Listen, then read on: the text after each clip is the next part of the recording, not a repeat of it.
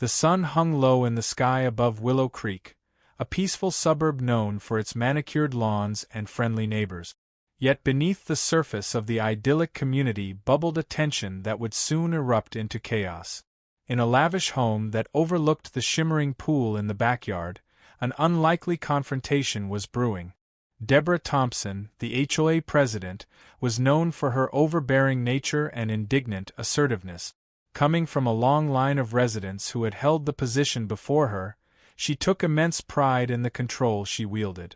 All was well until the Robinsons moved in next door, the first black family in Willow Creek.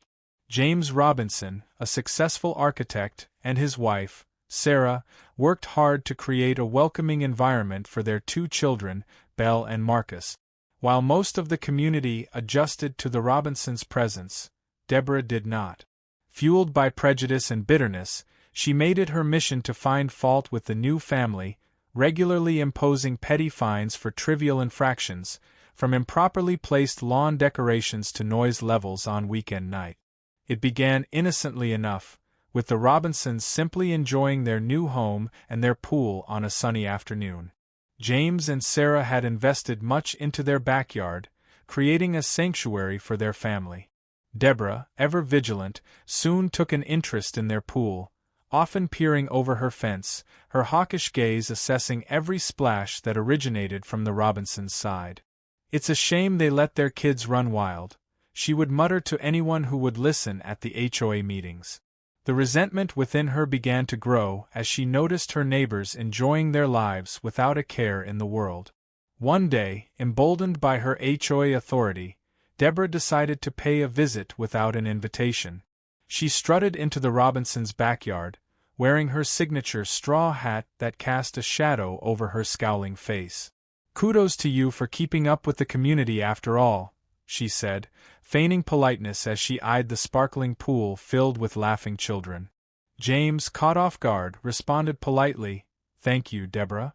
We're just trying to enjoy our family time." But Deborah was not there for small talk. She was there to assert her dominance. "I believe your pool is a violation of community guidelines regarding safety," she stated, crossing her arms defiantly. "We wouldn't want anyone to drown because you didn't have the proper safety equipment. I'm sure I can have the HOA take action." James maintained his composure. "This pool has passed inspection. You can't just come in here and stir trouble." With a dismissive wave, Deborah continued, "You have no idea how important it is to maintain the right image in our community. I'll be watching you."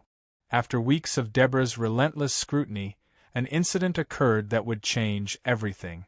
It was a hot Saturday afternoon, and the Robinsons were having a small gathering with friends. As the sound of laughter and splashing water filled the air, Deborah, overwhelmed by a growing need for control, decided to launch her most audacious attack yet. She donned her bathing suit beneath a wide-brimmed sun hat and slathered on SPF 50, preparing to enforce the uncompromising rule of the HOA from an unexpected angle. Striding over to the Robinsons' pool, she made her presence known. "I'm here to assess your compliance personally," she proclaimed, plunging into the water without invitation. The pool's ambience shifted as the music paused, and all eyes turned to the intruder. James shared a troubled glance with Sarah as Deborah began to swim laps, a smug smirk on her face as if she were claiming a victory in some grand game. The Robinsons felt violated. The day was supposed to be about joy, laughter, and family. Instead, it had been marred by the looming presence of Deborah and her oppressive policies. As afternoon faded into evening, while still attempting to engage in family fun, James and Sarah exchanged hushed words about the escalating tension. "We need to put a stop to her antics," James said, frustration boiling beneath the surface. That night, in a fit of rage coupled with a desire to reclaim peace, James devised a plan he hoped would not only restore tranquility but would also assert their right to enjoy their home free from harassment. Concrete, he thought. "We'll make a statement." In the dead of night, James sneaked into the backyard, carrying a bucket filled with quick-drying cement. He had equipment ready. A concrete mixer sat nearby. The memories of Deborah's unwelcome visits surged through him, her disdainful comments, the way she strutted into their lives like she owned them. "This ends now," he whispered to himself. When the sun rose the next morning, Deborah could be seen preparing for her daily morning swim, as she did every other day. She took pride in her routine, swimming laps at the same time, enjoying her power over the neighborhood. Yet today would not unfold the way she expected. As Deborah dove into the water, she noticed the coolness of it enveloping her body, a refreshing contrast to the humid air. Suddenly, she felt a strange resistance beneath her, a stilted sensation that didn't match the buoyancy she was accustomed to. Confused, she looked down to find that the water was around her beginning to harden into a solid mass of concrete. "No! No!" she screamed, flailing against the eerie sensation wrapping around her legs.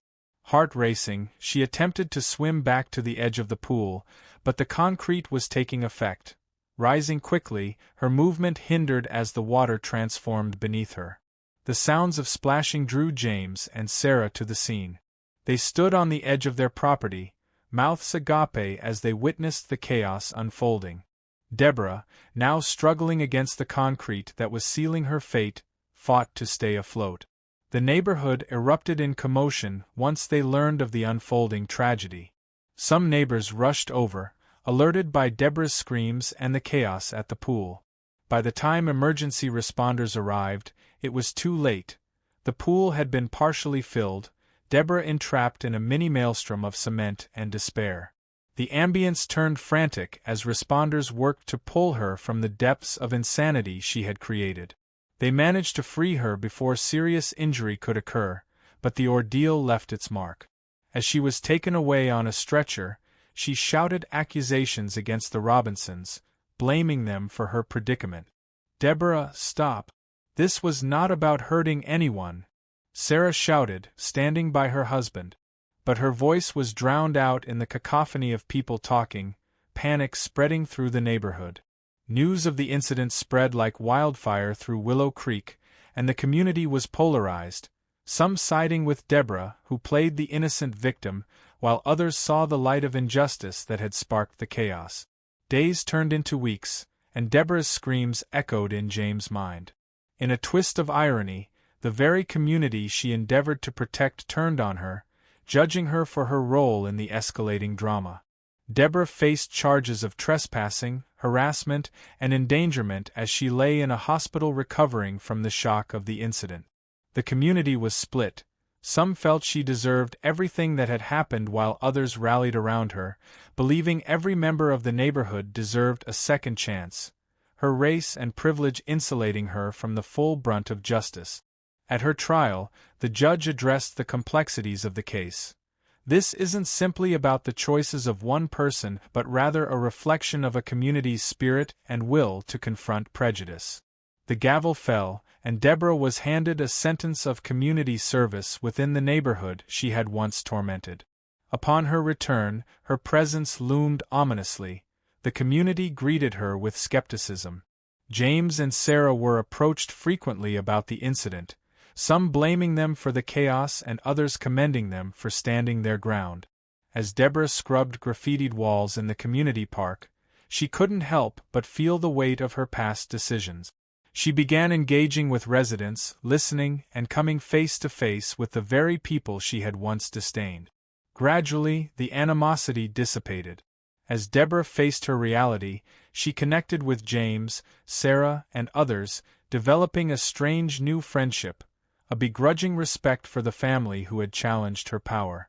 They slowly learned about each other's struggles, fostering an understanding that transcended preconceived notions formed over years.